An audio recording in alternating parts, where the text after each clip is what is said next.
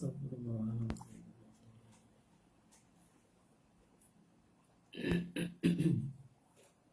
Astagfirullah. Astagfirullah.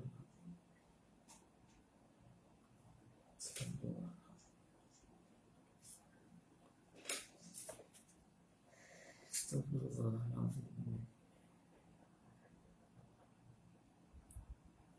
Astagfirullah. Astagfirullah.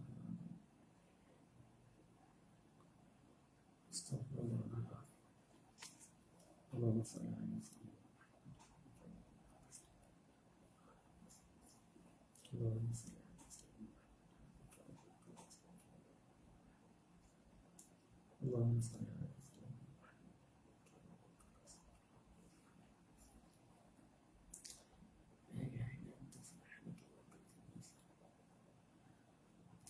Waalaikumsalam warahmatullahi wabarakatuh.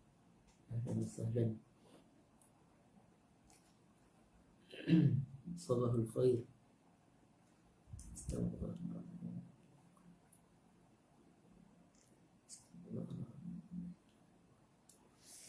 Allahu Akbar. Allah, Allah, Allah.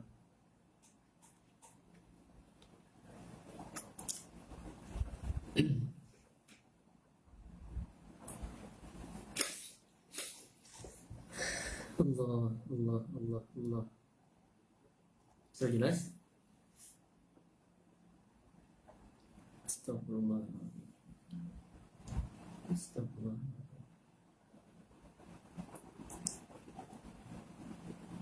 Baik. A'udzu billahi samil alim minasyaitonir rajim. Bismillahirrahmanirrahim. Alhamdulillahirabbil alamin wa asyhadu an la ilaha illallah wahdahu la syarika lah wa asyhadu anna sayyidana Muhammadar Rasulullah sallallahu alaihi wasallam syaraf wa karrama wa baraka wa azam wa ala alihi wa sahabatihi wa tabi'in wa tabi'ihim bi ihsanin ila yaumiddin wa alaina ma'ahum fi kulli lamhatin wa nafasin adada ma wasa'u ilmullah. Subhanaka la ilma lana illa ma 'allamtana innaka antal alimul hakim. Rabbi shrah li sadri wa yassir li amri wahlul 'uqdatam min lisani yafqahu qawli. Allahumma 'allimna ma yanfa'una wanfa'na bima 'allamtana wa zidna 'ilma warzuqna fahma waj'alna min ibadikas shalihin. Rabbana atina fid dunya hasanah wa fil akhirati hasanah wa qina 'adzaban nar. Amma ba'd. Baik, sebelum itu kita mulakan dengan bacaan umul kitab Al-Fatihah. أعوذ بالله من الشيطان الرجيم بسم الله الرحمن الرحيم الحمد لله رب العالمين الرحمن الرحيم مالك يوم الدين إياك نعبد وإياك نستعين اهدنا الصراط المستقيم صراط الذين أنعمت عليهم غير المغضوب عليهم ولا الضالين آمين. Alhamdulillah, syukur pada Allah Subhanahu wa taala kerana masih lagi memberi keizinan kepada kita untuk bertemu di dalam majlis ilmu. Alhamdulillah, hari ini hari yang ketiga kita berada di bulan Zulhijjah. Maka maknanya berbaki lagi seminggu, lebih kurang seminggu untuk kita sama-sama merebut peluang yang mana 10 hari yang dijanjikan oleh Allah Subhanahu wa taala, yang mana amalan soleh pada hari-hari tersebut, yakni 10 hari terawal di bulan Zulhijjah ni, ganjaran pahalanya menyamai pahala orang yang berjihad, bahkan jika cukup syaratnya melebihi ganjaran orang yang berjihad di jalan Allah Subhanahu wa taala. Maka janganlah kita sia-siakan. Jika kita bukan di kalangan orang yang ahli qiyamul lail, maka berusahalah untuk bangun qiyamul lail walaupun sehari. Dan jika kita bukan orang yang kuat berpuasa, maka sekurang-kurangnya usahakanlah untuk berpuasa di bulan di 10 hari awal ni. Dan jika kita tak mampu untuk berpuasa, maka boleh buatlah apa-apa jua amalan soleh, sama ada memberi makan, it'am ta'am, kerana pahalanya juga besar, bersedekah dan seumpamanya. dengan syarat kita ikhlas dan niat untuk mendapat keridhaan Allah Subhanahu wa taala. Baik, kita sambung bacaan kitab Hilyatul Abrar wa Syi'arul Akhyar fi talkhis ad-da'awat wal azkar al-mustahabbah fil laili wan nahar, ataupun lebih dikenal sebagai Al-Azkar min kalam Sayyidil Abrar, karangan Al-Imam An-Nawawi rahimahullah ta'ala wa nafa'ana bi ulumihi fid dharain amin. Baik, semalam kita baca tentang berkenaan dengan kelebihan-kelebihan zikir dan kelebihan orang yang banyak berzikir kepada Allah Subhanahu wa taala, dan juga kelebihan berzikir dengan lidah dan juga hati.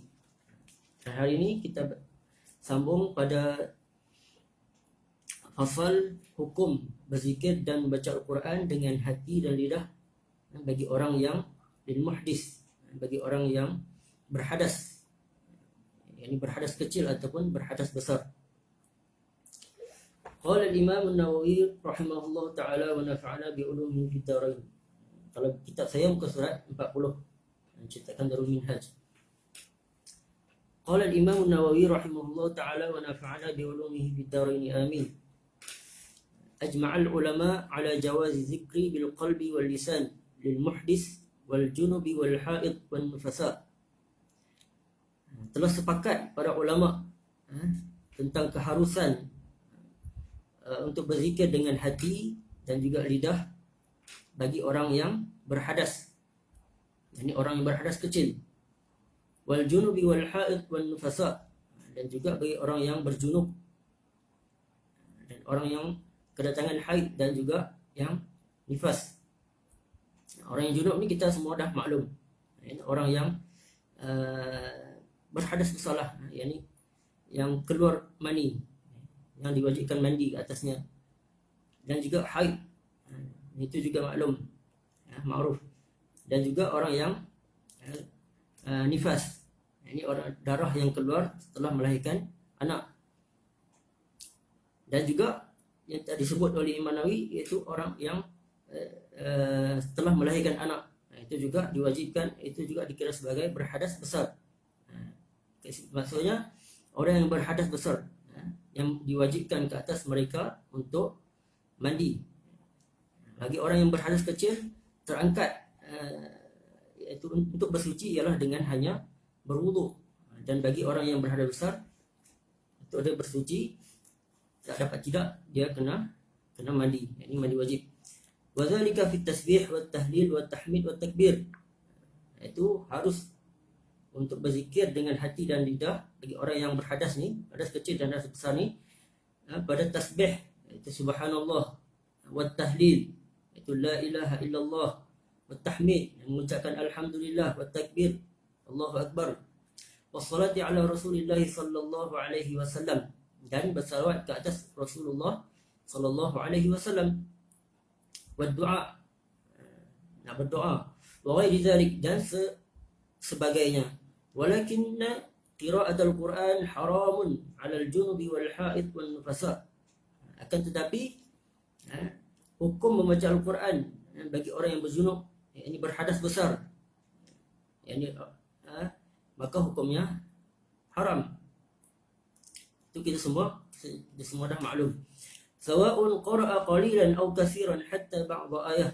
Tak kiralah sama ada dia baca sedikit ataupun banyak ataupun sebahagian ayat. Itu haram. Wa yajuzu lahum ijra'ul Qur'an 'ala al-qalbi min ghairi lafdhin. Tetapi harus bagi mereka ni orang yang berhadas besar untuk membacanya, untuk mengulang, untuk mengingatinya dengan ijra'ul Quran ala qalb, iaitu membaca dalam hati, lintasan dalam hati, min ghairi lafzin, dengan syarat tidak melafazkannya. Wa kadzalika an-nazar fil mushaf, memandang mushaf juga harus, melihat mushaf, melihat Al-Quran juga harus, dengan syarat tidak menyentuhnya, tidak memegangnya. Kerana memegang je dalam keadaan hadas besar haram. Wa imraruhu 'ala al-qalbi, Qala ashabuna wa yajuzu lil junubi wal haid an yaqula 'inda al musibah inna lillahi wa inna ilaihi raji'un. Telah berkata para ulama terdahulu daripada Imam Nawawi ini, yakni ulama yang mempunyai pendapat, satu pendapat, wa yajuzu lil junubi wal haid an yaqula 'inda al musibah. Harus bagi orang yang berjunub, orang yang haid dan juga yang nifas, ayyaqula 'indal musibah, untuk mereka mengucapkan ketika mana datangnya musibah. Tak kira lah musibah sama ada sebab kematian ataupun sebab kemalangan, melihat kebakaran dan seumpamanya, yakni apa-apa juga musibah, melafazkan lafaz istirja', iaitu mengucapkan inna lillahi wa inna ilaihi raji'un. Sebab itu adalah sebahagian daripada ayat Al-Quran di dalam surah Al-Baqarah ayat ke 156. Ya, sebahagian daripada ayat inna lillahi wa inna ilaihi raji'un. Harus untuk mengucapkannya ketika musibah. Kemudian wa 'inda rukubid dabbah, ketika mana dia nak menaiki kenderaan, menaiki tunggangan. Ad-dabbah ni kalau orang dulu dia menunggang binatang, ad-dabbah seperti kuda, unta, keldai, himar dan sebagainya. Tapi kita sekarang dah naik kenderaan, iaitu kereta, bas dan sebagainya. Harus untuk mereka ni mengucapkan subhanallazi sakhkhara lana hadza wa ma kunna lahu muqrinin. Itu zikir ketika mana nak menaiki kenderaan, kerana ia juga sebahagian daripada ayat Al-Quran. Itu sebahagian daripada ayat Al-Quran di dalam surah Az-Zukhruf ayat ke-13. Kemudian wa 'inda du'a, ketika mana nak berdoa, Rabbana atina fid dunya hasanah wa fil akhirati hasanah wa qina adzabannar. Itu sebahagian daripada ayat Al-Quran di dalam surah Al-Baqarah ayat ke-201. Dengan syarat idza lam yaqsida bihi al-Quran, harus untuk mereka membacanya dengan syarat tidak meniat untuk membaca Al-Quran, tetapi dengan niat zikir ataupun doa, itu diharuskan. Walahuma ayyaqula bismillah, dan bagi mereka juga boleh untuk mengucapkan lafaz bismillah, sebab bismillah juga sebahagian daripada ayat Al-Quran, itu di dalam surah Al-Fatihah. Walhamdulillah idza lam yaqsid al-Quran, dengan syarat tidak apabila mereka tidak berniat membaca Al-Quran. Sawa'un qasada dzikra aw lam yakun lahu ma qasdun. Ini pengecualian bagi bismillah alhamdulillah ni, sama ada mereka berniat membaca Al-Quran ataupun berniat membaca zikir, maka itu tak menjadi masalah bagi mereka, bahkan harus. Wala ya'samani illa idza qasada al-Quran, tidak berdosa kecuali mereka niat membaca Al-Quran, itu berdosalah dengan sengaja. Wa yajuzu lahum qira'atu ma nusikhat tilawatuhu, dan harus bagi mereka ni orang yang berhadas besar untuk membaca apa yang telah dinasahkan bacaannya, bacaan Al-Quran, seperti mana ayat asy-syaikhu wasy-syaikhatu idza zanaya farjumuhuma. Ayat tersebut telah dinasahkan ataupun dibatalkan dia punya bacaannya, tetapi bacaan tersebut hukum kekal, iaitu yang terdapat di dalam surah An-Nur, iaitu az-zaniyatu waz-zani fajlidu kulla wahidin minhuma mi'atal jaldah. Orang yang berzina di kalangan orang perempuan dan lelaki, maka fajlidu kulla wahidin minhuma mi'atal jaldah, maka disebat bagi mereka 100 kali sebatan. Itu ayat asy-syaikhu wasy-syaikhatu idza zanaya farjumuhuma telah diangkat, telah dibatalkan dan dikekalkan hukumnya. Wa amma idza qala li insanin khudhil kitaba biquwwah, adapun jika mereka berkata kepada orang, iaitu orang yang berjunub, orang yang berhadas besar ni berkata kepada orang lain, khudhil kitaba biquwwah. Ini adalah sebahagian daripada ayat Quran juga di dalam surah Maryam ayat yang kedua, ayat yang ke-12. Itu berkenaan kisah Nabi Allah Yahya. Khudhil kitaba biquwwah. Yang bermaksud khudhil kitaba biquwwah. Ambillah kitab ini dengan kuat, dengan bertenaga. Maksud secara umum lah, maksud secara literalnya. Maksud dia orang yang nak bergurau lah, ataupun nak bersembang dengan kawan dia. Dia cakap kepada kawan dia, khudhil kitaba biquwwah, dalam keadaan hadas, dalam keadaan berjunub. Au qala udkhuluha bisalamin aminin. Masuklah, iaitu masuklah kamu ke dalamnya dengan aman dan sejahtera. Kerana itu juga sebahagian daripada ayat Al-Quran di dalam surah Al-Hijr ayat yang ke-46. Ini bagi orang yang bercakap Arab lah. Wa nahwa zalik, ataupun seumpamanya, banyak lagi. Kalau kita pernah dengar sebuah kisah bagaimana seorang wanita ni percakapannya hanya Al-Quran saja. Ketika mana ditanya orang, dia menjawab dengan Al-Quran, dengan ayat Al-Quran. Ada juga orang seperti itu. Fa in qasada ghairal Quran lam yahrum. Jika mereka berniat selain daripada Al-Quran, mengucapkannya dengan sebagai tanpa niat Al-Quran, membaca Al-Quran, maka tidak menjadi haram. Jelas. Wa idza lam yajid al-ma'. Ini bahagian yang lain pula.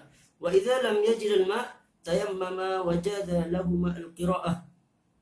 Apabila mereka, yakni orang yang berhadas besar, tidak mendapati air untuk menyucikan diri, untuk mengangkat hadas besar, tayammama, maka mereka ni kenalah bertayamum.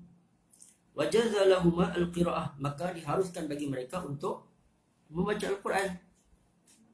Sebab tayamum ni menggantikan air untuk mengangkat hadas. Fa in ahdasa ba'da zalik, dan sekiranya selepas mana mereka kembali hadas, ini hadas kecil, ba'da zalik, selepas mana mereka bertayamum, lam tahrum alaihi al-qira'ah, maka tidak menjadi haram bagi mereka untuk mengulangi membaca Al-Quran. Maksudnya mereka tayamum kemudian baca Al-Quran, kemudian mereka terbatal, berhadas, mereka tayamum balik, maka boleh, diharuskan untuk membaca Al-Quran. Kama lau ightasala summa ahdas. Sebab hukum tayamum ni seperti mana hukum mandi menggunakan air. Summa la farqa baina an yakuna tayammumuhu li'adamil ma' fil hadar aw fis safar. Kemudian Imam Nawawi kata, keadaan ini, yakni bertayamum, tidak ada bezanya ketika mana dia dalam keadaan hadir, iaitu ke dalam dia keadaan menetap di tempatnya, di negerinya, ataupun di tempat rumah dan kediamannya lah. Au fis safar, atau dia dalam keadaan musafir, maka hukumnya tetap sama, tak ada beza. Falahu an yaqra al-Quran ba'dahu wa in ahdasa, maka baginya dibolehkan untuk dia membaca Al-Quran selepasnya, yakni selepas bertayamum. Wa in ahdasa, dan selepas bertayamum dia berhadas, maka boleh juga dia untuk membaca Al-Quran. Maksud dia berada dalam keadaan hadas kecil dah, sebab dia dah bertayamum. Wa qala ba'd ashabina, adapun berkata sebahagian di kalangan para ulama, in kana fil hadar, sekiranya dia berada dalam tempat, berada di tempatnya, yakni bukan dia dalam keadaan musafir, shalla bihi wa qara'a bihi fi shalah, maka dia boleh, selepas mana dia bertayamum, maka dia boleh solat dan membaca Al-Quran di dalam solat.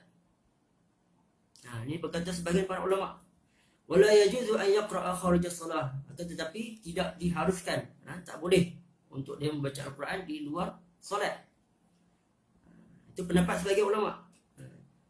Sahih, adapun pendapat yang paling sahih, ini pendapat Imam Nawawi, jawazuhu kama qaddamnahu. Ini harus untuk dia membaca Al-Quran, yakni selepas mana dia tayammum, untuk dia baca Al-Quran tak kira lah sama ada di dalam solat ataupun di luar solat, harus. Lianna tayammumahu qama maqam al-ghusli. Kerana apa? Kerana tayammum tersebut qama maqam al-ghusli, telah menyamai seperti mana dia mandi. Jelas. Walau tayammama al-junub summa ra'a ma'an yalzamuhu isti'maluhu.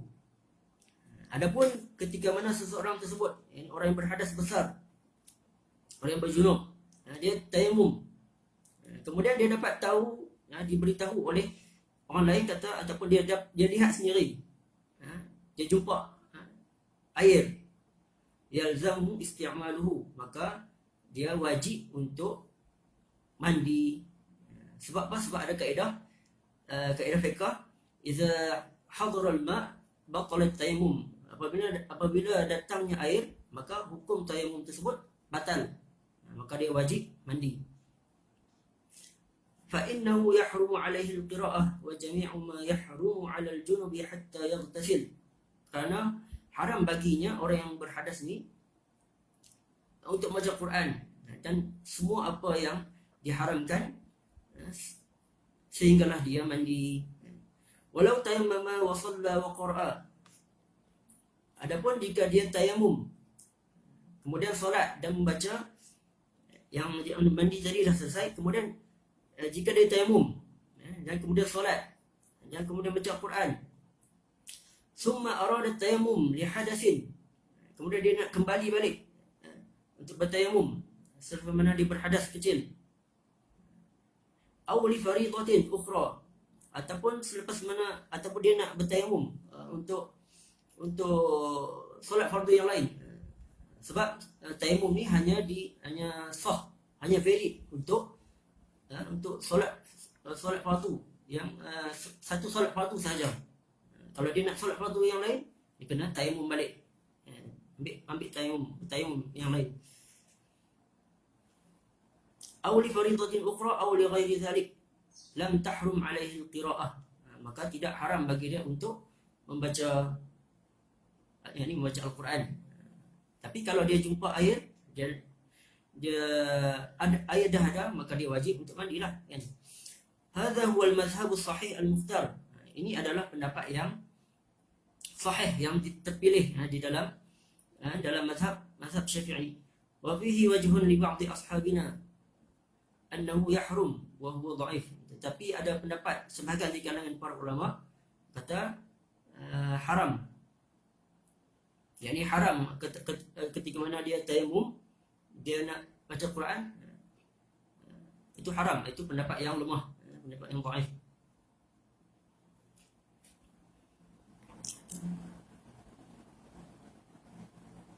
Baik. Amma idza lam yajidil junub ma'an wala turaban. Adapun kalau seseorang yang berjunub, orang yang berhadas besar ni, dia air tak ada, tanah pun tak ada, ataupun debu pun tak ada, dia tak jumpa air ataupun tanah ataupun debu, fa innahu yusalli li hurmatil waqti ala hasabi halih. Maka baginya lah dia hendaklah solat hormat waktu dalam keadaan dia, iaitu dalam keadaan dia berhadas tersebutlah, berhadas besar. Wa tahrumu alaihi al-qira'ah kharij as-salah. Maka diharamkan baginya untuk membaca Al-Quran di luar solat. Maksudnya dia solat dalam keadaan berhadas besar, dalam keadaan berjunub. Wa yahrumu alaihi an yaqra'a fi as-salah ma zada 'ala al-Fatihah. Dia hanya dibenarkan untuk membaca Al-Fatihah saja, surah Al-Fatihah saja. Surah yang lain tak dibenarkan. Kemudian ada persoalan, hal tahrumu alaihi Al-Fatihah? Soalan, adakah diharamkan dia juga bagi orang yang berhadas tersebut untuk baca Fatihah dalam solat? Fihi wajhan. Dalam masalah ni ada dua pendapat. Asahhuhuma la tahrum. Pendapat yang paling sahih tidak haram, tak ada masalah. Bal tajib, bahkan wajib untuk dia baca Al-Fatihah. Fa inna salata la tasihhu illa biha. Sebab apa? Sebab solat tidak sah kecuali dengan membaca Al-Fatihah. Wa kama jazat as-salah lit-darurah tajuz qira'ah. Seperti mana diharuskan solat dalam keadaan darurat, maka diharuskan dia untuk membaca, iaitu membaca Al-Fatihah sahaja. Kemudian pendapat yang kedua, wasani tahrum, haram untuk dia baca Al-Fatihah. Bal ya'ti bil azkar, akan tetapi dia hendaklah membaca zikir-zikir allati ya'ti biha man la yuhsinu shay'an min al-Quran, zikir-zikir yang bagi orang yang tak mampu membaca ataupun menghafal Al-Quran, yakni Al-Fatihah, dia ada zikir-zikir dia. Jadi pendapat yang kedua ni haram, tapi pendapat yang sahih tak ada masalah. Jadi bahkan wajib dia untuk membaca Al-Fatihah, sebab solat tidak akan sah kalau dia tak baca surah Al-Fatihah. Baik. Wa hadhihi furu'un ra'aitu isbataha huna. Pendapat ini furu' ni masalah yang disebutkan tadi adalah sebahagian furu'un, cabang-cabang dalam fiqh. Ra'aitu isbataha huna, yang Imam Nawawi kata ra'aitu isbataha huna, yang saya kira patut diletakkan di sini dalam fasal ni. Ta'alluqiha bima zakatuhu, sebab ada kaitan apa yang disebutkan dalam masalah ni. Fa zakartuha mukhtasaratan, dan aku sebut masalah ni secara ringkas saja. Wa illa falaha tatimmatun wa adillatun mustawfatun fi kutubil fiqh wallahu alam. Kalau nak sebut masalah ni, ada lagi detail dia, ada lagi pembincangan, perbahasan yang lebih panjang, ada dalil-dalil dia. Itu semua itu ada di dalam kitab-kitab fiqh. Dan kitab ini hanya menerangkan zikir-zikir dan diselitkan beberapa masalah saja dalam masalah fiqh. Kalau nak lebih detail lagi, silalah rujuk ke dalam buku-buku fiqh yang lain, kitab-kitab fiqh yang lain yang lebih besar, yang lebih banyak perbahasan mengenainya. Wallahu a'lam. Jelas mengenai dengan hukum berzikir dan baca Al-Quran dengan hati dan lidah bagi orang yang berhadas besar ataupun berhadas kecil. Itu harus bagi dia untuk membaca. Bagi orang yang berhadas kecil ni haruslah membaca Quran, boleh, tak ada masalah. Adapun orang yang berhadas besar haram, kecuali dengan membaca dalam hati. Tapi kita sekarang dah Allah Ta'ala bagi kemudahan melalui banyak kemudahan yang ada dalam sekarang. Contohnya seperti dalam handset tak dikira sebagai mushaf, boleh, tak ada masalah untuk pegang bagi orang yang berhadas kecil dan juga besar, sebab tak dikira sebagai mushaf.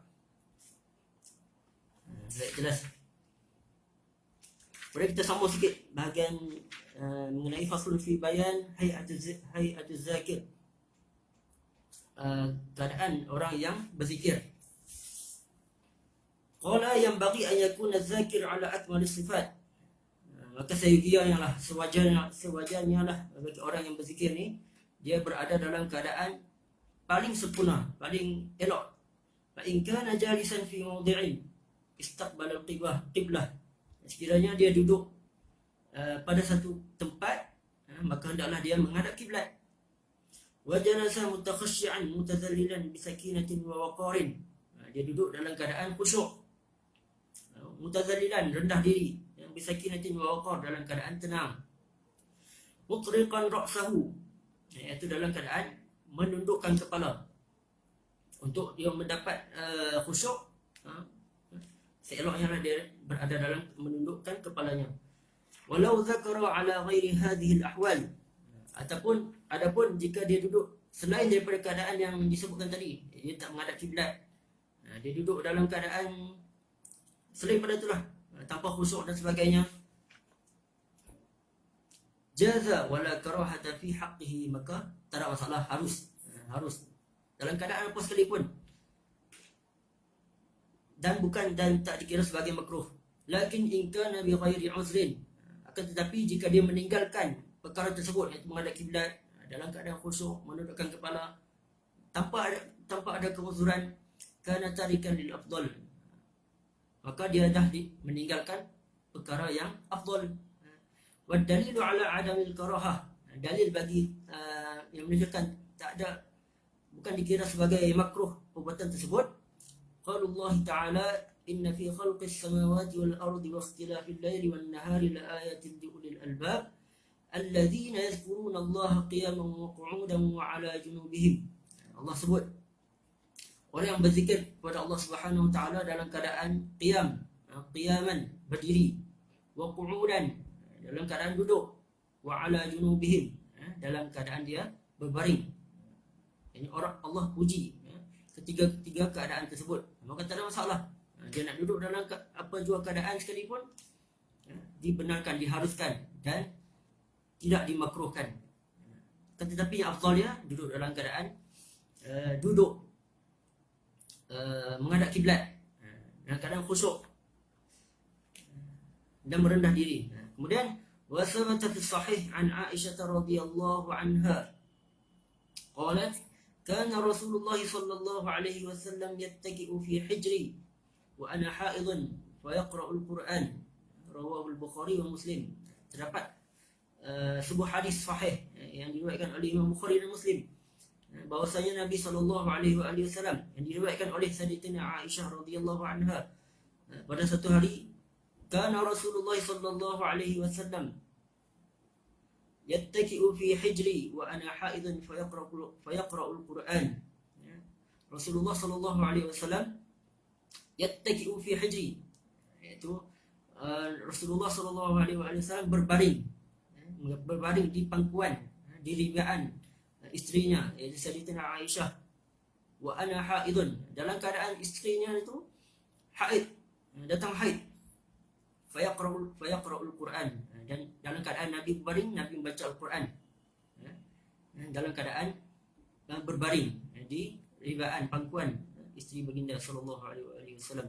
Wa fi riwayatin wa ra'suhu fi hijri, dalam riwayat yang lain kepala baginda berada di ribaanku. Ini dalil menunjukkan bahawasanya orang perempuan yang dalam keadaan haid ini tak ada masalah. Dia berbeza bagi orang yang ataupun kaum Yahudi. Kaum Yahudi ini, kalau orang perempuan mereka ni datang haid, mereka dipandang hina. Nak sentuh pun tak boleh, nak pegang tak boleh, bahkan di pulau makanan mereka tak dimakan, tak boleh makan. Bagi orang yang haid masak, mereka takkan makan. Itu mereka menghina orang wanita yang haid. Berbeza kita orang Islam, kita memuliakan orang wanita walaupun mereka dalam keadaan haid. Wa jaa an Aisyah radhiyallahu anha aidan qalat inni la aqra'u juz'i wa ana taji'atun 'ala as-sarir. Dalam sebuah hadis, Sayyidatina Aisyah radhiyallahu anha menceritakan bahwasanya inni la aqra'u juz'i, bahwasanya aku, ini Sayyidatina Aisyah, membaca juz'i, yakni membaca Quran ataupun hizib.